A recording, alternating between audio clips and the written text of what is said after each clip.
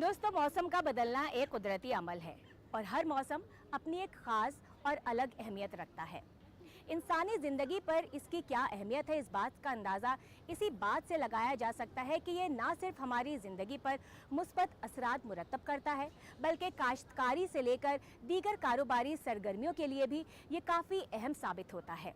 आदाब दोस्तों, मैं हूँ सुंबुल शकील। खैर मकदम है आपका हमारे प्रोग्राम रोज़गार से कामयाबी तक में। मौसम और माहौलियात में बदलाव पर साइंसी तजुर्बा पेश करने की ख़ास फील्ड को कहा जाता है एटमॉस्फेरिक साइंसेस, और आज हम इसी फील्ड के बारे में आपको जानकारी फराहम करेंगे। हम आपको बताएंगे कि आपके लिए इस फील्ड में कौन कौन से कोर्सेज अवेलेबल हैं, कौन कौन से इंस्टीट्यूट्स हैं जहां हम इस फील्ड में तालीम हासिल कर सकते हैं और नौकरियों के लिए कहां कहां आप अप्लाई कर सकते हैं, और साथ ही एक एक्सपर्ट से भी आपको रूबरू कराएंगे। लेकिन सबसे पहले आइए इस पैकेज के जरिए जान लेते हैं कि एटमॉस्फेरिक साइंसेज की फील्ड आखिर है क्या।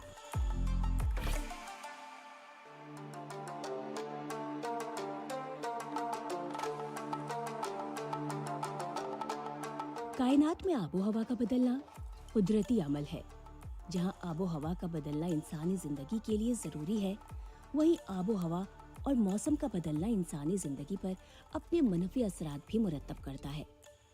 इन्हीं मनफी असरात को कम करने की ज़िम्न में अहम तहकीक करने वाला मैदान है एटमॉस्फेरिक साइंसेज का मैदान।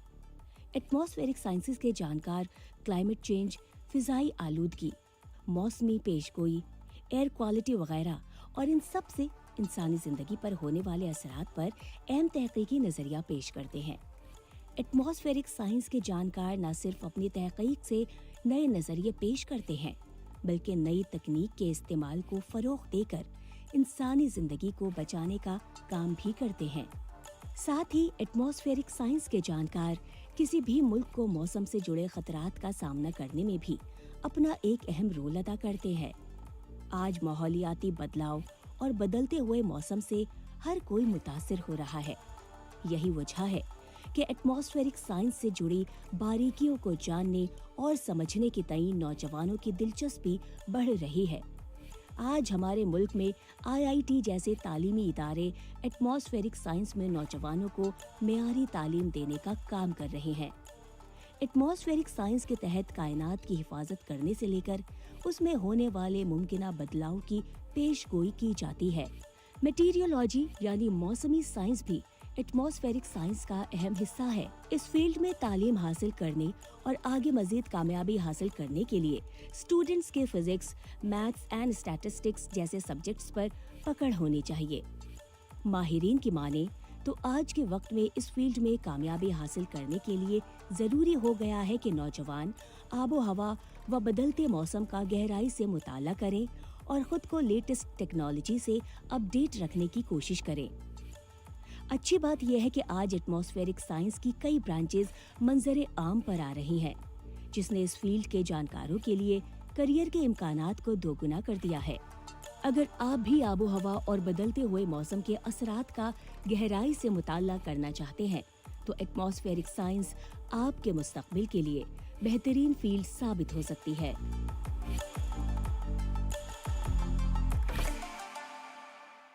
दोस्तों, उम्मीद है इस पैकेज के जरिए आपको कुछ हद तक समझ आ गया होगा कि एटमॉस्फेरिक साइंसेज की फील्ड आखिर है क्या। इस फील्ड पर ज्यादा जानकारी हासिल करने के लिए बढ़ते हैं अपने अगले सेगमेंट की तरफ, जिसका नाम है करियर की बात एक्सपर्ट के साथ। दोस्तों, आज हम आपको जानकारी दे रहे हैं एटमॉस्फेरिक साइंसेज की फील्ड के बारे में। इस सब्जेक्ट पर ज्यादा बातचीत करने के लिए हमारे साथ इस वक्त मौजूद हैं IIT दिल्ली के सेंटर फॉर एटमॉस्फेरिक साइंसेज के हेड प्रोफेसर सोमनाथ बैद्या रॉय। खैर मकदम सर आपका हमारे इस प्रोग्राम में। सर, मौसम की भविष्यवाणी पेशगोई ना सिर्फ लोगों की जान बचाने का काम करती है, बल्कि जो दीगर नुकसानात होते हैं उन्हें भी बचाने का काम करती है, और ये जो डेटा सामने आता है वो एटमॉस्फेरिक साइंसेज के जो एक्सपर्ट्स हैं वो लेकर आते हैं। तो सबसे पहले आपसे यही जानना चाहेंगे कि बतौर एक्सपर्ट अगर आप इस फील्ड को और ज़्यादा बारीकी से बताना चाहें तो क्या कहना चाहेंगे?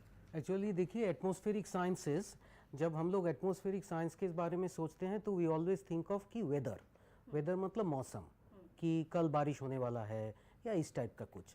लेकिन एटमॉस्फेरिक साइंसेस तो इससे बहुत ही मतलब मच बिगर देन दैट। माने क्या है कि जैसे कि क्लाइमेट चेंज, क्लाइमेट माने जलवायु जिसको हम बोलते हैं, वो है लॉन्ग टर्म पैटर्न। ये भी एटमॉस्फेरिक साइंसेस का पार्ट है। आजकल दिल्ली में जो लोग रहते हैं सबको पता होगा कि प्रदूषण के बारे में, एयर पोल्यूशन, वो भी एटमॉस्फेरिक साइंसेस में हम काम करते हैं। फिर बहुत सारे जगह पे द फील्ड स्टार्ट्स विद कि एटमॉस्फेयर, जैसे कि वायुमंडल का बिहेवियर, इसमें हवा कैसे, कहाँ से, किस रफ्तार से बहती है, ये एक हुआ। बारिश कैसे होते हैं, कैसे कि पानी गिर रहा है या बर्फ़ गिर रहा है, ये सब कैसे होता है, इन सब चीज़ों के बारे में एटमॉस्फेरिक साइंसेज में हम पढ़ते हैं। तो इसका एप्लीकेशन हो गया आपका वेदर फोरकास्टिंग, क्लाइमेट प्रेडिक्शन, फिर प्रदूषण। आजकल तो actually our government is providing air quality forecast. फिर ऊपर से मैं काम करता हूँ, मैं और मेरे कुछ कॉलीग्स हैं जो लोग काम करते हैं रिन्यूएबल एनर्जी, जैसे कि वायु ऊर्जा, सौर ऊर्जा, और फिर इन सब चीज़ों का, जैसे कि एयर पोल्यूशन, हीट स्ट्रेस, इन सब चीज़ों का impact on health, climate change का इफ़ेक्ट क्या है, असर क्या है ऑन एग्रीकल्चर, ये सारे चीज़ें जो है, ये सारा हम एटमॉस्फेरिक साइंसेज इसी डिपार्टमेंट में हम इन सब चीज़ों पे काम करते हैं। और ऊपर से एटमॉस्फेरिक साइंसेज के साथ एक तो वेरी इम्पॉर्टेंट कि हम लोग ओशन पे भी काम करते हैं, क्योंकि देखिए कि एटमॉस्फेयर तो कोई अलग से स्टैंड अलोन चीज़ नहीं है। एटमॉस्फेयर के साथ ओशन का कनेक्शन है, लैंड का कनेक्शन है, ये सारे चीज़ लेके जो इसको हम अर्थ सिस्टम बोलते हैं। तो हमारा जो काम है ये पूरा सारा, मतलब ये जो इंटरेक्शंस, ये सब हम लोग काम करते हैं इसके ऊपर। जी, तो सर जैसा कि आपने बताया कि एटमॉस्फेरिक साइंसेज जो है वो सिर्फ मीटेरोलॉजी तक ही सीमित नहीं है, बल्कि क्लाइमेट चेंज के बारे में भी इसमें बात होती है, ओशन के बारे में भी बात होती है, एयर पोल्यूशन का हेल्थ पे क्या असर पड़ता है, ये सारी चीज़ें ही कवर करती है। तो ऐसे में एटमॉस्फेरिक साइंटिस्ट जो हैं उनकी मांग कितनी ज़्यादा बढ़ जाती है? देखिए एक्चुअली उस हिसाब से देखा जाए तो एटमॉस्फेरिक साइंसेस का नीड तो हमेशा था। हाँ, जबकि कोई घर से निकल रहा है, आज बारिश होगा तो चलिए अम्ब्रेला ले लेते हैं, आज ठंड होगा तो कोट ले लेते हैं। एक हिसाब से पर्सनल लेवल पे जो हम लोग डिसीजन लेते हैं उस पे एटमॉस्फेरिक जितने इंफॉर्मेशन है, फोरकास्ट है, इसका ज़रूरत था, हमेशा से ही था। हाँ, फिर अगर आप एक्सट्रीम्स देखिए कि साइक्लोन आने वाला है, बाढ़ आने वाला है, तो इसके लिए तैयारी करना पड़ेगा। हमारे पास ये नेशनल डिज़ास्टर रिलीफ फोर्स है, इन सब को भेजना पड़ेगा, शायद कुछ लोगों को घर से हटाना पड़ेगा, इनलैंड लेके आना पड़ेगा। सो ये दो एक्सट्रीम है। बीच में बहुत कुछ चीज़ें हैं। हाँ, फॉर एग्ज़ाम्पल जैसे कि मैंने बोला कि क्लाइमेट चेंज हो रहा है, तो अभी कहीं आप गेहूँ उगाते थे तो अभी और कोई क्रॉप में शिफ्ट करेंगे या नहीं, इस टाइप का जो डिसीजन मेकिंग। एक और इम्पॉर्टेंट एप्लीकेशन है आपका ट्रांसपोर्टेशन में। सबको पता है जो लोग दिल्ली में रहते हैं कि कोहरे के कारण जाड़ों में ट्रेन लेट हो जाता है, दिन भर फ्लाइट एयरपोर्ट बंद हो जाती हैं, फिर ऊपर से पोल्यूशन भी है। सो मतलब ये सब इन सब चीज़ों का इम्पोर्टेंस तो हमेशा से था। लेकिन प्रॉब्लम क्या था कि पहले, अगर जब मैं छोटा था, मान लीजिए 20-25 साल पहले, ये प्रॉब्लम का कोई समाधान नहीं था। जैसे कि आपको फोरकास्ट चाहिए, आपको अच्छा क्वालिटी का फोरकास्ट नहीं मिलता था। किसी को डेटा चाहिए होगा, वो डेटा नहीं मिलता था। लेकिन आजकल ये मिल रहा है, क्योंकि हमारे पास we have very good quality computer models. वो मॉडल्स चलाने के लिए सुपर कंप्यूटर, जैसे कि IIT दिल्ली में हम लोगों का अपना सुपर कंप्यूटर है, ये सब अवेलेबल हो गए हैं। Satellite data is available readily, बहुत आसानी से सैटेलाइट डेटा आ रहा है। फिर ऊपर से मैं तो बोलूँगा कि आर्टिफिशियल इंटेलिजेंस का भी बहुत एप्लीकेशन है। तो ये सब मिला के आज हम उस जो प्रॉब्लम था उसका कुछ सॉल्यूशन हम दे पा रहे हैं। तो इसी कारण लोगों को लग रहा है कि जो अच्छा ये मिल रहा है तो और चाहिए और चाहिए। इसी हिसाब से तो मैं तो नहीं कहूँगा कि जो डिमांड अभी बढ़ रहा है, मैं तो कहूँगा कि डिमांड हमेशा से था, लेकिन आजकल हम वो डिमांड मीट कर पा रहे हैं। तो इसी कारण लोगों का मतलब दिमाग में कि जो चलो और मांग लेते हैं और मांग लेते हैं, ये आ गया है। ऊपर से एप्लीकेशन भी आप देखिए, जैसे कि एक एग्जांपल मैं दूंगा कि होम डिलीवरी, हाँ, स्विगी, जोमेटो, अमेज़ॉन, ये तो ट्रांसपोर्टेशन नेटवर्क हो गया। जिस दिन बारिश होगा उस दिन आपको डिलीवरी नहीं मिलेगा, तो इसके लिए तैयारी करना पड़ेगा, है ना। तो इस टाइप का जो एप्लीकेशंस है, लोग इसके बारे में भी सोच रहे हैं। तो इसी कारण डिमांड्स तो है, लेकिन उसका नए नए एप्लीकेशंस भी आ रहा है। जी। So that is the good reason for atmospheric sciences, and also I will say कि oceanic sciences this has come to the forefront as a discipline where people can study and get jobs or find other kind of economic benefits from these. Sir आपने अभी जैसे बोला कि demand को हम meet कर पा रहे हैं और जॉब्स की अभी बात की आपने, तो इस फील्ड में पढ़ाई करने के बाद, तालीम हासिल करने के बाद किस तरह के करियर ऑप्शंस होते हैं नौजवानों के पास, और ग्रोथ के क्या चांसेस हैं, कितनी ज़्यादा ग्रोथ होती है अगर कोई नौजवान इस फील्ड में आता है तो? करियर ऑप्शंस एटमॉस्फेरिक साइंसेज से बहुत है। एक्चुअली एटमॉस्फेरिक साइंसेज उस हिसाब से it is not a new discipline. लोगों को लगता है कि we are hearing about it because of climate change, air pollution, लेकिन इंडिया में मीटियोरोलॉजिकल स्टडीज़ मान लीजिए पिछले 150 साल से हो रहा है। 1850s में IMD का इस्टेब्लिशमेंट हुआ था, तो तब से लेकिन उसका काम ज़्यादातर था कि वेदर फोरकास्टिंग फॉर एग्रीकल्चर और सिविल एविएशन और in the government sector. Now that sector is always there. So primary जो है आपका career options is in government sector and research and development. 1979 में this center was founded, first academic unit in the country to do research and development in weather and climate. So most of our older students, ज़्यादातर, almost I will say perhaps 90% of them are in the research and development sector, and they are very very successful, including IMD DG and like बहुत and professors in IITs and also abroad, ये सब किए हैं। So अभी भी हमारा जो PhD programme है उनमें से this R&D is one of the main career options.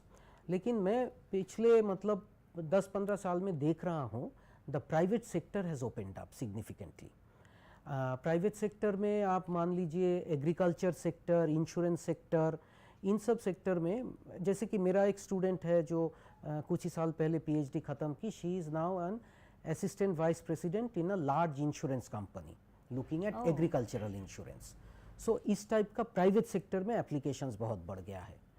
एक और है कंसल्टिंग। कंसल्टिंग मतलब कंसल्टिंग फर्म्स जो कि सलाह देते हैं बाकी कंपनियों को।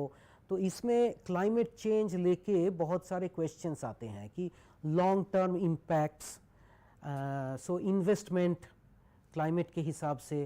तो lot of our students also go into consulting. And finally, I will say that what I am seeing only in the last 3-4 years कि startups, जैसे कि मेरा एक स्टूडेंट है यहीं से M.Tech किया था renewable energy on wind energy, तो उसका एक स्टार्टअप चल रहा है जहाँ की वो ही is providing forecast for renewable energy companies. IIT में एक अच्छा खासा स्टार्टअप इकोसिस्टम है। We have our own research park. वहाँ आप जाएंगे तो देखेंगे कि there are quite a few companies जो कि in climate technology. So climate tech is a brand new field for startup जो कि मैं पिछले 4-5 साल में देख रहा हूँ। तो बहुत सारे करियर ऑप्शंस हैं आजकल। जी सर, अभी आपने जैसे बताया कि ये फील्ड जो है इंडिया में बहुत पुरानी है, नई नहीं है, तो आपसे यही जानना चाहेंगे जो पढ़ाई इस फील्ड में हमारे मुल्क में दी जा रही है उसका लेवल क्या है, वो स्तर उसका जानना चाहेंगे, किस तरह की पढ़ाई दी जाती है, और साथ ही जो मॉडर्न टेक्निक यूज़ की जाती हैं उनके बारे में भी जानना चाहेंगे। देखिए, जैसे कि मैंने बोला कि 1979 में वी वर एस्टैब्लिश्ड, फिर IISc इन बेंगलोर, वहाँ भी atmosphere centre for atmospheric and oceanic sciences I think 1980 में ही हुआ था। तो initially we started only with PhD।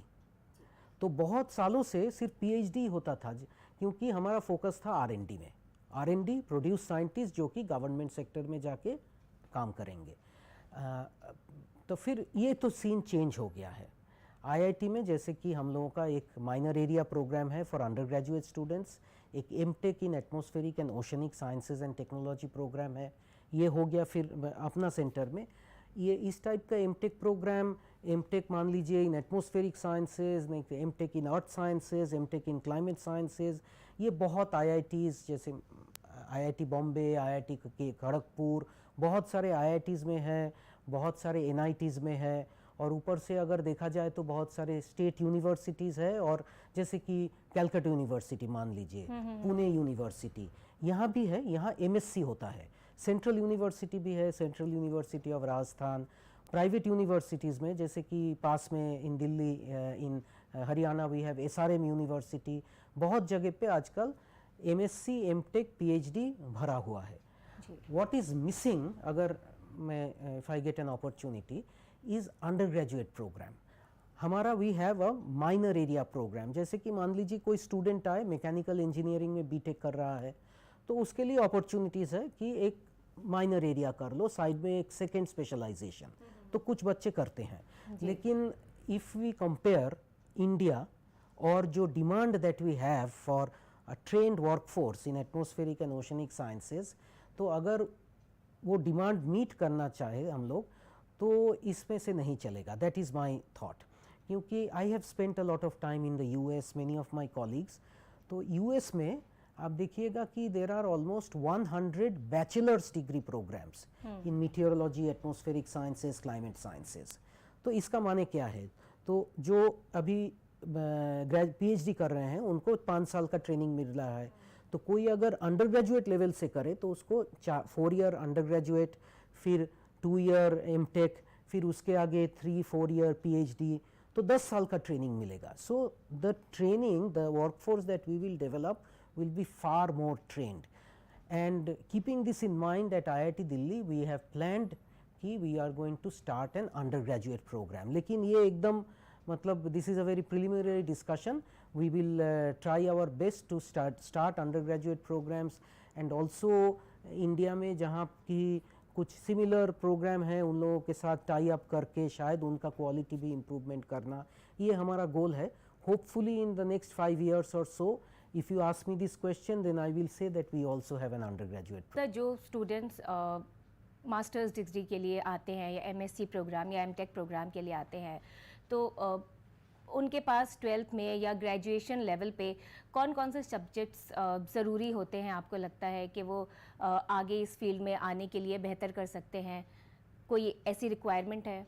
देखिए, क्लाइमेट में बच्चों का इंटरेस्ट है आजकल। एक्चुअली छोटे छोटे बच्चे जो है, they are interested in the environment and they want to study, that we सी।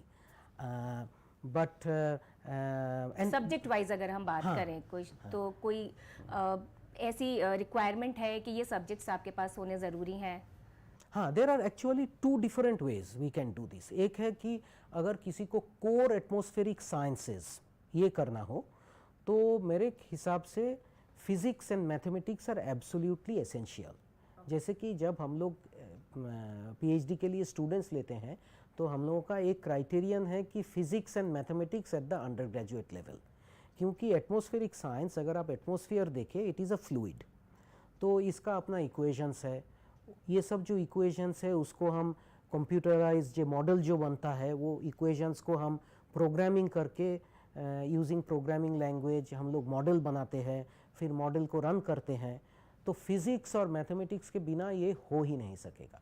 किसी को अगर मतलब ठीक है मॉडलिंग नहीं, डेटा एनालिसिस पसंद है, उनको डेफिनेटली मैथमेटिक्स, स्टैटिस्टिक्स, इन सब में एक स्ट्रॉन्ग बैकग्राउंड होना चाहिए। तो physics and mathematics is very important. लेकिन इसके अलावा भी, जैसे कि आजकल जो लोग एयर पोल्यूशन इन सब चीज़ों में इंटरेस्टेड है, उन लोगों के लिए थोड़ा सा केमिस्ट्री बैकग्राउंड, तो I would say that physics, mathematics, chemistry is a perfect background.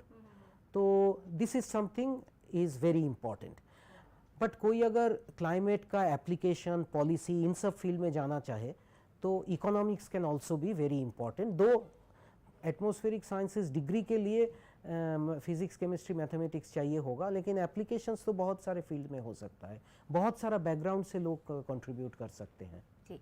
और सर, जो स्टूडेंट्स आना चाहते हैं इस फील्ड में, वो ताकि बेहतर कर सके, आपको क्या लगता है उनके अंदर किस तरह की स्किल्स, क्वालिटीज़ या हुनर होने चाहिए कि इस फील्ड में आकर वो बेहतर कर सकते हैं? देखिए, सबसे इम्पॉर्टेंट तो है कि क्वांटिटेटिव थिंकिंग। हाँ, मतलब लॉजिकल थिंकिंग तो है, लेकिन उसमें क्वांटिफाई कैसे कर सके, क्योंकि ये हार्डकोर साइंस है। तो साइंस में क्वांटिटेटिव थिंकिंग का बहुत इंपॉर्टेंस है। जिन लोगों को मैथमेटिक्स में थोड़ा वीकनेस है, उन लोगों को इधर मुश्किल होगा। सर, आने वाले दिनों में हम क्या कुछ नया देख सकते हैं इस फील्ड में, और ख़ासकर अगर हम बात करें आईआईटी दिल्ली की, यहाँ के सेंटर फॉर एटमॉस्फेरिक साइंसेज की, तो किस तरह की रिसर्च यहाँ पर की गई है या होती है, और आपकी आगे को लेकर क्या योजनाएं हैं? अगर एक तो आपने बता ही दिया कि आपकी प्लानिंग है ग्रेजुएट प्रोग्राम की, और इसके अलावा क्या कुछ नया देख सकते हैं? देखिए, हमारा रिसर्च जो है ज़्यादातर monsoon, climate change, air quality, renewable energy, इन सब चीज़ों के बारे में है। अगर आप और हम लोग ज़्यादातर करते हैं मॉडलिंग। आईआईटी का अपना एक ऑब्जर्वेटरी है, सोनीपत, हमारा एक कैंपस है सोनीपत में, छोटा सा कैंपस, वहाँ अपना we have CAS, centre for atmospheric sciences, as an observatory. So there we do work on atmospheric observations ऊपर से भी। I think in the future नहीं, it has already started, we will see more applications of artificial intelligence. जैसे कि हम लोग जो computer models बनाते हैं उसको और तेज कैसे चलाया जाए। कोई सम पीपल आर सेइंग कि ये सब मॉडल का ऑल्टरनेटिव बनेगा आर्टिफिशियल इंटेलिजेंस बेस्ड मॉडल, तो that is perhaps little bit far into the future, लेकिन इसका एप्लीकेशन हम जरूर देखेंगे। In terms of research problems अगर देखा जाए तो हमारा अभी का जो नया मिशन विजन है वो है to contribute to climate change adaptation mitigation. Climate change is the biggest problem that we are facing, the entire world. तो इसमें कैसे अडेप्ट करें, कैसे मिटिगेट करें इसका, तो इसका साइंटिफिक बेसिस बनाना। अभी आप एडेप्टेशन के बारे में सुनेंगे तो कोई कह रहा है कि ये करो वो करो, लेकिन ज़्यादातर कोई साइंटिफिक बेसिस नहीं है, इंफॉर्मेशन नहीं है, फोरकास्ट नहीं है। डिफरेंट टाइप्स ऑफ अप्रोचेस जो है, कौन ठीक कौन कहाँ, प्रोज क्या है, कॉन्स क्या है, तो ये एक इम्पॉर्टेंट फील्ड होगा हमारे लिए, रिसर्च के लिए। और करियर ऑप्शंस अगर आप देखें तो I think startups is perhaps the new. जैसे कि मैंने आपको बोला कि जो पहले we were mostly in the government sector, then we are seeing कि private sector. I think what we are going to see more and more students, young people will go into climate tech startups. To facilitate all of these, as I said, मैं reiterate करूँगा that we need undergraduate education in atmospheric sciences and we will try to make that happen. Sir, private sector की आपने बात की थी, आपने बताया कि एग्रीकल्चर में भी या कंसल्टिंग इंस्टीट्यूशंस होते हैं, वहाँ पे भी काम करते हैं स्टूडेंट्स, और कौन कौन सी टॉप रिक्रूटिंग इंडस्ट्रीज़ हैं स्टूडेंट्स के लिए जो इस फील्ड में तालीम ले रहे हैं प्राइवेट सेक्टर में, गवर्नमेंट के अलावा? गवर्नमेंट तो है ही। प्राइवेट सेक्टर में जो मैं देख रहा हूँ कि सबसे बड़ा एम्प्लॉयर है इंश्योरेंस सेक्टर। तो इसका माने है कि जो डिज़ास्टर हो रहा है, long term climate is changing, कैसे चेंज करेगा, सो उस हिसाब से इंश्योरेंस प्रोडक्ट्स बनाना, कहाँ किस टाइप का डिज़ास्टर्स होगा। So insurance and disaster management, this are the two major employers private sector में फॉर आवर स्टूडेंट्स। ऊपर से कंसल्टिंग है, agricultural meteorology is also very important. And I have also said about startups. One thing I will say, another field जहाँ की हमारे बच्चे जाते हैं is data sciences as analysts, क्योंकि here they learn, as I said कि it is a physics mathematics based field. तो जो students आते हैं they have a very solid background and also receive training in quantitative analysis and exposure to big data. एक एक data set हमारा जो होता है, एक एक forecast, these are 10-100 terabyte, big data, big volume of data, उसमें किस टाइप का पैटर्न्स है, how to analyse that data, ये एक स्किल है। So many of our students, जैसे कि इस बार 3 of our MTech students have gotten jobs as data analysts in different analytical companies. So ये directly atmospheric sciences नहीं है, लेकिन you know it is related. Perhaps they will be doing weather and climate data analysis, but they could be doing other things also. But ये they got this job based on their data analysis skills. Sir, her field के अपने challenges होते हैं। इस field में जो students आते हैं, पढ़ाई करते हैं और निकल के जब वो जॉब के लिए जाते हैं, बाहर जाते हैं, तो किस तरह के चैलेंजेस उनको फेस करने पड़ते हैं? हाँ, this is again I think it's a big challenge in the sense कि as I said कि there is a demand, people want, but many people are not aware कि this kind of expertise is available. तो it is not necessarily a challenge for the students, but बल्कि this is something we need to solve, and that is what we are trying to make this connection with the private sector, and so that they know what kind of manpower workforce we are producing, and they can create positions for them. And not just for IIT Delhi, that is not a problem in IIT Delhi, but lekin for all atmospheric sciences students. I think the biggest challenge is making that connection with the industry. So many students are doing it, but they are doing it माने अपने आप कर रहे हैं, जैसे कि on LinkedIn कोई अगर, और there are other social media sites through which the students are getting jobs. उसमें थोड़ा टाइम लग रहा है, जैसे कि बच्चों का एक दे वांट कि जे कॉलेज में फाइनल ईयर में प्लेसमेंट होगा, कंपनीज आएंगे, जॉब मिलेगा, ये उतना आसानी से नहीं हो रहा है. ज़्यादातर जो हो रहा है कि सोशल मीडिया के थ्रू अपने आप एप्लीकेशंस करके. So we want to short circuit that process, ताकि एम्प्लॉयर्स को पता चले कि this field exists, there are so many good trained workforce we are producing, so that from degree to first employment ये time zero हो जाए. That is our plan, and that is I think the biggest challenge which we want to solve. जी sir, काफ़ी कुछ आपने बताया है इस फील्ड के बारे में. करियर अपॉर्चुनिटीज़ बहुत हैं, काफ़ी कुछ है करने के लिए, सिर्फ मीटरोलॉजी तक ही सीमित नहीं है, और भी बहुत कुछ है इस फील्ड में. चलते चलते आपसे यही जानना चाहेंगे, जो नौजवान, जो स्टूडेंट्स इस फील्ड में आना चाहते हैं, आने के ख्वाहिशमंद हैं, उनके लिए आपका क्या मैसेज होगा? For young students who are thinking of a career, many of you are perhaps thinking of कि एक कोई traditional career चुन ले, लेकिन atmospheric sciences, meteorology, climate change, this is an explosive field. आज demand यहाँ है, in 5 years time the demand will be perhaps 10 times higher. So what I would say that suggest कि you be patient and take a risk. I am sure that you will be able to reach your long time goals if you choose this field as your career. बिल्कुल sir, हम भी यही चाहते हैं कि अगर कोई भी फील्ड स्टूडेंट कोई भी फील्ड चुने, उसमें बेहतर करे, अपनी पूरी मेहनत दे और अच्छे से काम करे और खूब आगे जाए, तरक्की करे. बहुत बहुत शुक्रिया सर, आपने हमें वक्त दिया, अपना वक्त निकाला हमारे लिए और ये तमाम जानकारी हमें दी. बहुत बहुत शुक्रिया आपका.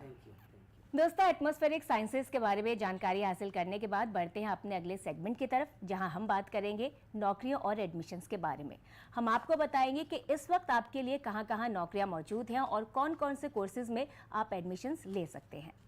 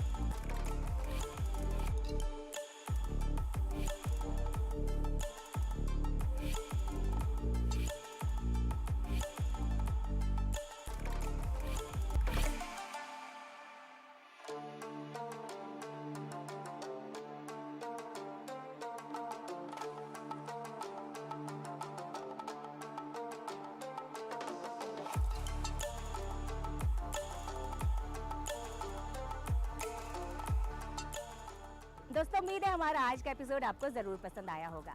अगले हफ्ते आपके करियर से जुड़ी एक नई फील्ड के साथ आपसे फिर होगी मुलाकात. तब तक के लिए मुझे दीजिए इजाज़त. आदाब.